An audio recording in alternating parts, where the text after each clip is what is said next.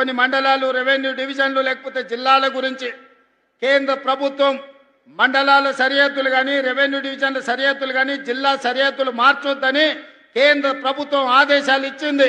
2027 మార్చి 31 వరకు జిల్లా మండల రెవెన్యూ సరిహద్దులు మార్చడానికి అవకాశం లేదు.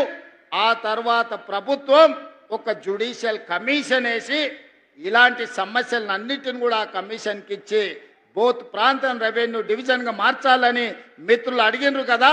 ఆ కమిషన్ ద్వారా ఆ రోజు ఈ సమస్యకు పరిష్కారం చూపించే ప్రయత్నం చేద్దాం. ఇక అదే విధంగా ఆనాడు ప్రాణహిత చేవెళ్ళ ఈడ తుమ్మిడేటి దగ్గర మొదలుపెట్టి కొడంగల్ తాండూరు వికారాబాద్ వరకు గోదావరి జలాలను 160 టీఎంసీలు తరలించాలని ప్రాజెక్టు కడితే ప్రాణహిత పేరు మారింది, ఊరు మారింది, అంచనాలు మారినాయి. 1,00,000 కోట్లు